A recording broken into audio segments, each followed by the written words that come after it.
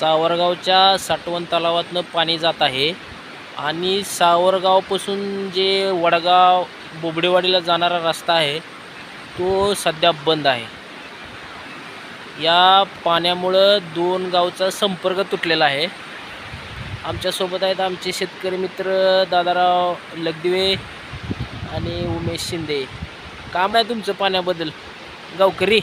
का करावं म्हणजे दिसेना का करावं? ही भरपूर पाऊस झालेला आहे सावरगाव शिवारामध्ये, सावरगाव मंडळामध्ये. तरीही आमचं मंडळ ह्या नुकसान मध्ये वगळलेलं आहे. एवढा मोठा पाऊस झाला आहे, सगळी शेतं पाण्यानं बरोबर झाली, ते पिकाचं नुकसान झालं आहे.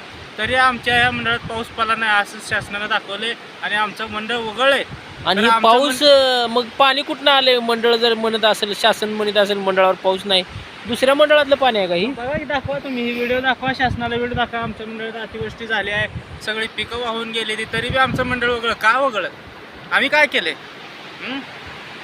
तर आमच्यावर अन्याय झाला. ही तुमच्या गावात काल राणा पाटील येऊन गेलं, मग काय केलं का नाही त्यांनी?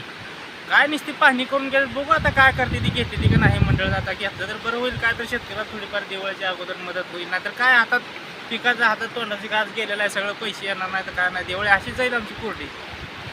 बाबू पाणी बघा, पाणी बघा. सध्या तिकडे जायची आमची डेअरिंग होत नाही.